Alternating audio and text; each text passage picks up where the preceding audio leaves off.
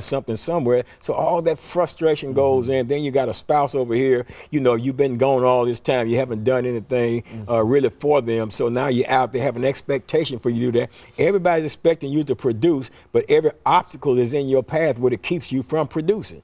So then you get frustrated, and a lot of times these guys or women, they're just reoffend and go back into the system because their time is being regulated. You know you're gonna eat. You know, you're going to have some medical care, you know, in the prison system.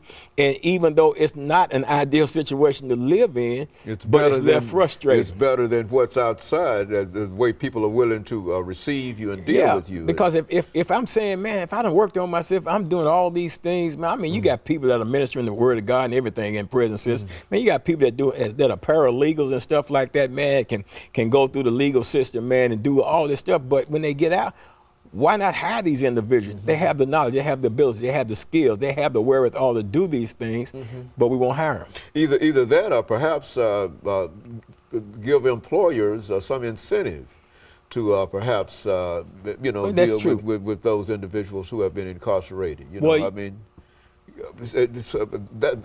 I'm glad you said that because there's called the Second Chance Act. I think President George Bush signed it into law before he left office, and then President Barack Obama has been releasing funds for nonprofits that are developing programs to assist men and women who are coming back into free world society. You know, and that's a good thing. There's some government funding available.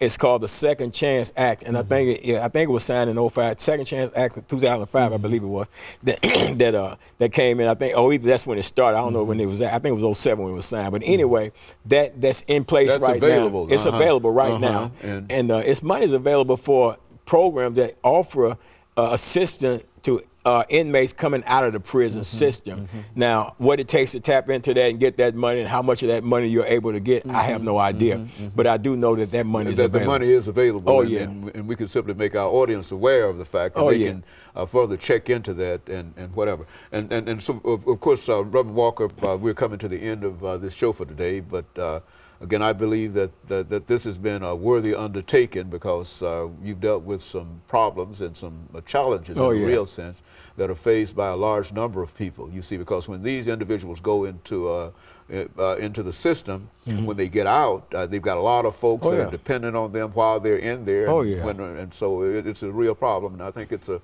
problem that many of us have overlooked and not been as sympathetic toward it. And as a pastor, you know, you should have said something about the church's responsibility. Absolutely, the church. But we always talk about the church. And of course, let me encourage our audience to tune in again next week for another